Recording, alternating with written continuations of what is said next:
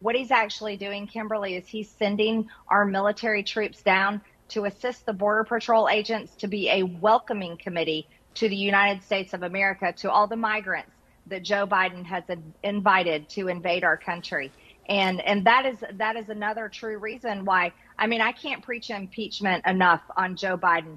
At any other time, if we were a legitimate country with a legitimate Congress, we would never allow a president of the United States to have policies in place that create a true invasion of our country, not only with people, but with deadly, poisonous fentanyl and other drugs. That was Georgia Representative Marjorie Taylor Greene implying that the United States and Congress are illegitimate unless they impeach Joe Biden for processing migrants at the border. Quick reminder before I continue.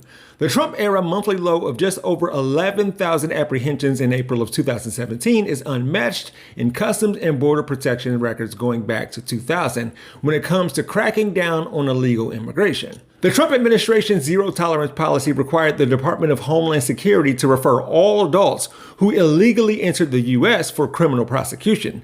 That resulted in children being separated from their parents, who entered the federal court systems and were placed in detention centers for adults only. Trump issued several policies to reduce immigration flows, including measures to restrict eligibility for asylum and return non-Mexican asylum seekers who cross the southwest border to Mexico while their claims work their way through immigration courts. You know, the so-called Remain in Mexico program. As a result of the pandemic, there was an increased restriction on mobility, not just in the US, but around the world, per factcheck.org.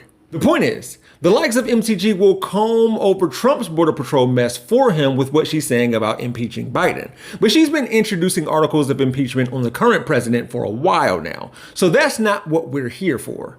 According to Politico, a member of the House Freedom Caucus today confirmed that the conservative group has voted to expel Representative Marjorie Taylor Greene. Quote, a vote was taken to remove Marjorie Taylor Greene from the House Freedom Caucus for some of the things she's done, said Representative Andy Harris, Republican, out of Maryland. Now, the right flank group took up Greene's status amid an internal push to consider purging members who are inactive or at odds with the Freedom Caucus. Greene's chosen alliance with Speaker Kevin McCarthy and her criticism of colleagues in the group has put her on the opposite side of the bloc that made its name opposing GOP leadership. So while Greene's formal status remains uncertain and this news is still ongoing, evidently the vote took place last Friday after MTG confronted Congresswoman Lauren Boebert over who wants to impeach Biden more. With that said, if Marge truly is booted from the House Freedom Caucus, she can both claim to be a victim while actively sabotaging herself and not holding herself accountable.